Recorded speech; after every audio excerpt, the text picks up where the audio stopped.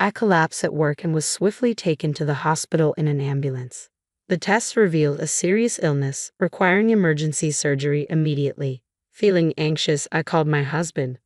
I'm about to undergo surgery. I think I'll be hospitalized for about a week to monitor my progress, I told him, expecting reassurance and support. A week, huh? Well, you'll be safe in the hospital. This is a good opportunity for you to take a break, he responded, his tone tinged with something that made me uneasy. Suspicion gnawed at me. After the surgery, during my recovery in the hospital, I decided to check his credit card statements.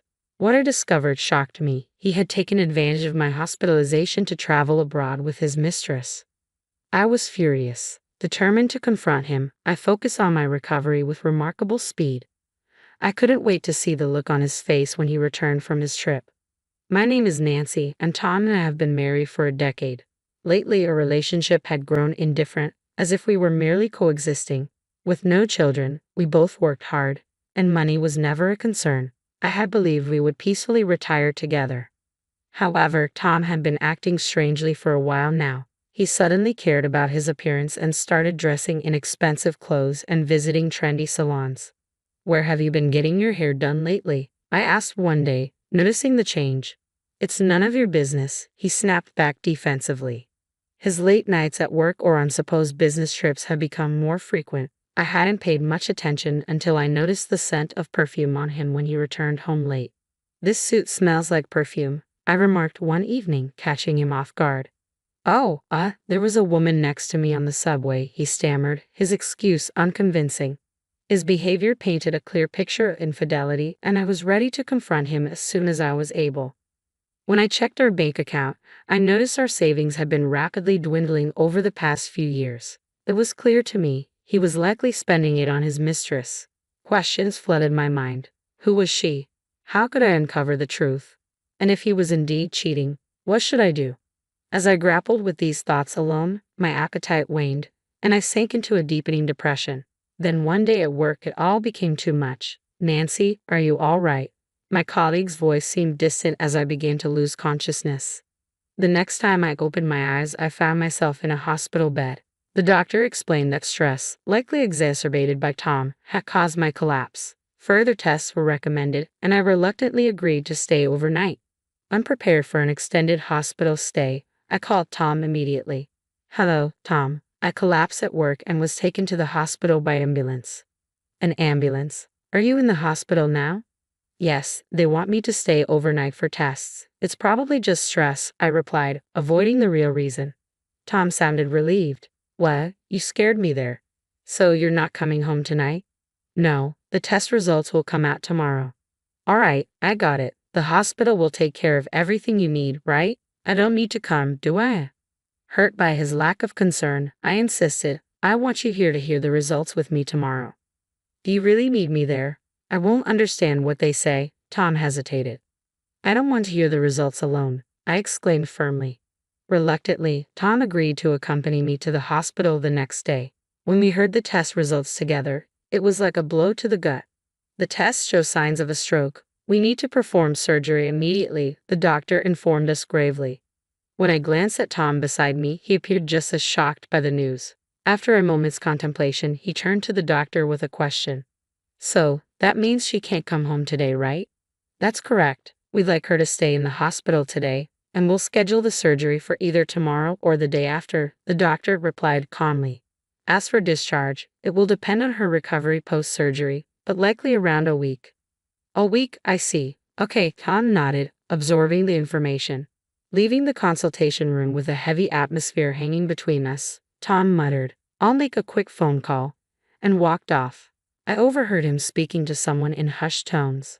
She won't be around for a week. This might be our chance, he said before returning to me. As he hastily prepared to leave, I tried to stop him. Wait, hold on. Aren't we going to discuss? We've heard everything from the doctor. We just have to trust the hospital now. It seems like a good place, so don't worry. You should rest. Good luck with the surgery, he interrupted with forced cheerfulness, then swiftly departed. I called after him about the surgery time, but he didn't respond. From then on, Tom never showed up at the hospital. Despite a successful surgery, days went by without a word from him. Calls to our house phone went unanswered, and his cell phone remained out of reach. The memory of that phone call now filled me with a sinking feeling. I logged into Tom's online credit card statement, and what I found was staggering. There were records of 2 airplane tickets to Hawaii, among other expenses, all while I anxiously remained alone in the hospital. Tom was evidently enjoying a lavish trip abroad with his mistress, but that wasn't all. The statement revealed tens of thousands spent on designer brands and dining at upscale restaurants, a level of expenditure I had never imagined.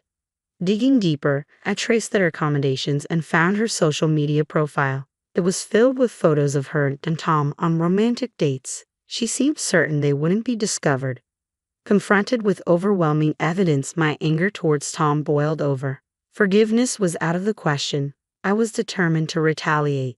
As I lay in my hospital bed post-surgery, thoughts of revenge consumed me. Eventually, a plan formed, and with it, a newfound surge of energy unlike anything I had felt before. Before the surgery, anxiety had nearly crushed me. Now, my anger had transformed into a driving force. My sole focus was on recovering quickly to execute my revenge. Even the doctor who monitored my progress post-surgery was astonished.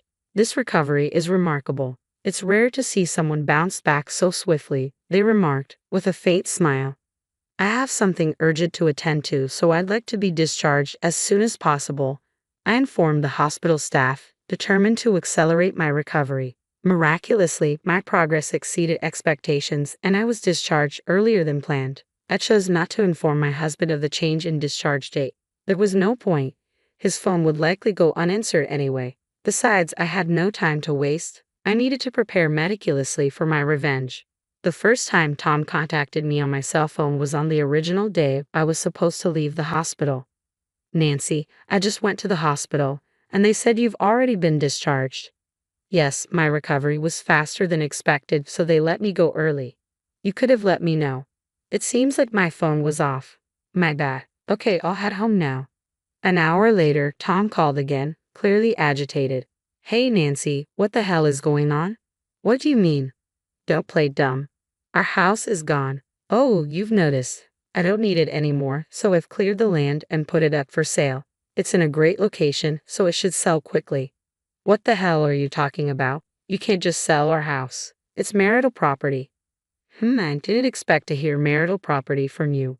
What about the money in our joint bank account? That's marital property too. I've known for a while now that you've been spending it recklessly." "Well, there are various circumstances related to my work." "Related to work, huh? So going on an overseas trip with your mistress is also part of your job?" "How? How did you find out about that?" "You've been careless, haven't you? I can check the credit card statements too. I know about the plane tickets, the accommodations, the restaurants, and all the luxury items for women."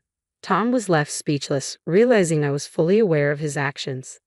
"I know exactly how much you've spent on your mistress," I said loudly. Tom fell silent. "You're the one who misused our marital property, so I'll be using the money from the house sale to cover what you've given to your mistress and as compensation." "Compensation? But what about our living situation after selling the house?" Tom stammered. "Don't tell me you expect us to keep living together. There's no way. I'm not staying married to a man who takes romantic trips while his wife is in the hospital." "Divorce? Wait, it was just a fling. I never wanted to divorce you."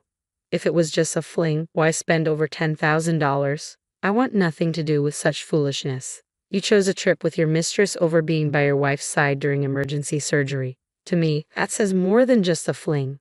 "I can't live like this anymore," I continued, my voice firm. "You're not my precious husband anymore. I don't believe a word you say. I don't want to see your face again. I'll be moving into a new home and living freely. You can do whatever you want, even be with your mistress." "Are you serious?" Tom exclaimed. "You'll regret this," he added desperately.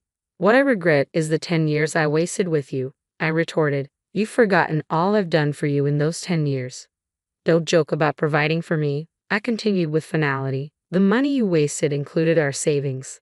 Tom remained silent, realizing there was nothing more to say. "You spent all the money I earned from working, didn't you? Don't act all righteous now. Don't you have any sentimentality? Is this how you treat a husband you've been with for years?" Tom retorted. "That's rich coming from you. I'm just throwing your own words back at you." I shot back. As a kindness, I've put your stuff at the dump. If you don't hurry, the garbage collectors will take it. That's a lie, right? Damn it, don't screw with me. I'm done with you. Tom snapped and hung up abruptly. He was probably rushing to the dump at that very moment. When I disposed of the larger items, I placed the divorce papers on top, hoping he would notice them soon. After everything I had said, surely he would agree to our divorce. I was preparing to start anew, hoping never to hear from him again. But within a month, Tom called me again. What now? I have nothing more to discuss with you, I said, attempting to hang up. However, Tom's voice came through, shouting urgently. Wait, don't hang up. We haven't filed for divorce yet. I'm still your husband. Please listen to me. His unexpected plea left me with no choice but to hear him out. What do you mean we haven't filed for divorce yet? I asked, perplexed.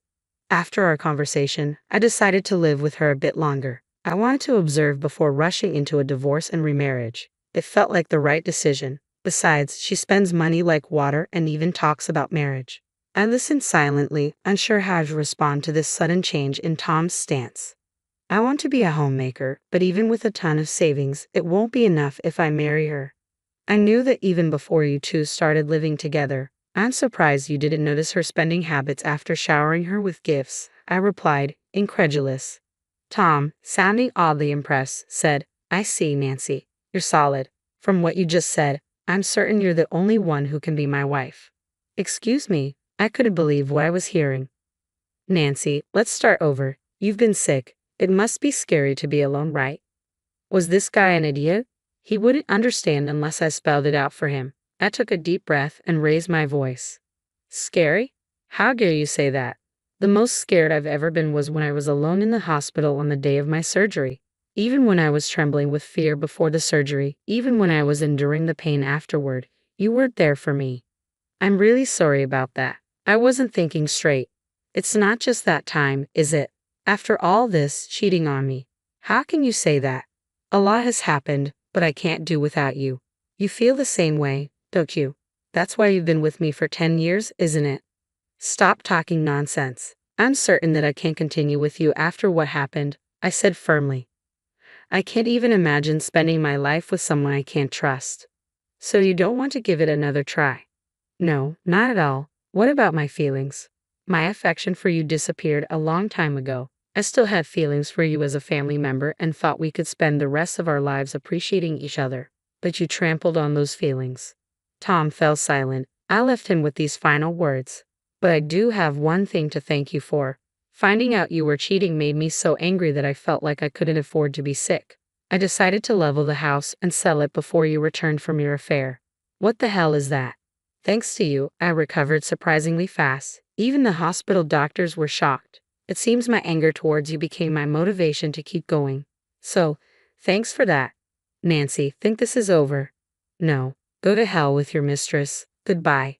Without waiting for his reply, I hung up the phone and immediately contacted my lawyer. I couldn't stand postponing the divorce any longer. I had saved all the evidence of his infidelity, ready to submit to my lawyer. I was confident the divorce proceedings and the demand for compensation for emotional distress would go smoothly. By leaving everything to my lawyer, I wouldn't need to contact Tom anymore. To ensure he couldn't call me, I even changed my phone number. I doubted he would dare come to my workplace, but I had informed my colleagues about the situation just in case. Since Tom's bad reputation was already well known in the office, I believed they would alert me immediately if they saw him and help avoid any direct encounters. Everything proceeded exactly as I had planned. Tom, after hearing from the lawyer, obediently agreed to the divorce and accepted the demand for emotional distress compensation. As for his mistress, she apparently resigned herself to paying the compensation since she couldn't deny the affair. It seems she was ready to remarry Tom once our divorce was finalized, insisting on paying her part of the compensation from Tom's savings, treating it as if it belonged to both of them. At this rate, his savings would be drained in no time. He and his mistress seemed set to continue their irresponsible relationship, and I could see that Tom was headed for a tough time. Yet, I had no sympathy for him. He brought this on himself by cheating with a money-grabbing woman. On the other hand, I managed to rent an apartment of the same size as before using the money from selling our house and the compensation from the divorce. The fruitless 10 years I spent with Tom wouldn't come back, but now I could live my life without being controlled by him. If I ever remarried, it would be with someone who values trust. I made up my mind to follow that principle.